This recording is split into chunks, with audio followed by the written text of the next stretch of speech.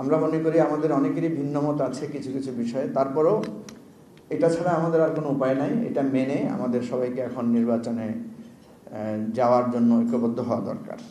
আমি দু একটা অনৈক্যের বিষয় বলি যে আমরা দেখি যে আমরা যখন বিপদে থাকি তখন আমরা ঐক্যবদ্ধ হয়ে যাই সহজে, কিন্তু যখনই একটু আমাদের সুদিন আসে তখন আমরা নানা সুবিধার জায়গা থেকে বিষয়গুলোকে বিবেচনা করি এবং আমরা বিভেদে লিপ্ত হই।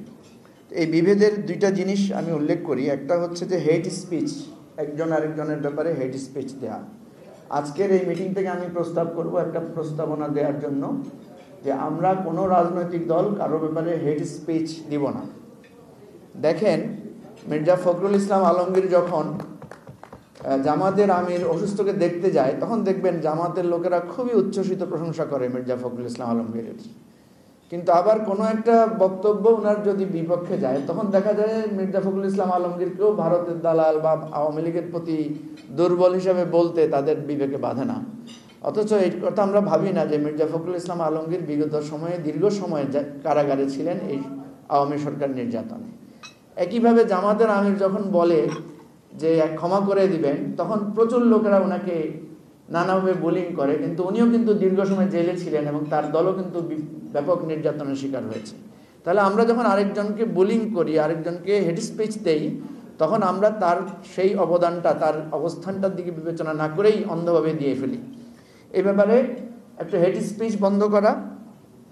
এরপরে হলো ঐক্যবদ্ধতার জন্য সুবিধা চিন্তা না করে ভবিষ্যৎ বিপদকে মাথায় রাখার কথা চিন্তা করে ঐক্যমতে পৌঁছার চেষ্টা করা। আমরা বিএনপিকে দেখেছি ঐক্যমত্য কমিশনে ওনারা ভবিষ্যতের রাষ্ট্র চালাইতে কি অসুবিধা হবে ওনাদের, এইটা চিন্তা করেই ওনারা ওনাদের মতামতগুলো দিয়েছেন। যদি ওনারা বিরোধী দলে গেলে কি অবস্থা হবে এই চিন্তা করে বলতেন তাহলে কিন্তু ওনারা অনেকগুলোর সাথে একমত হতেন।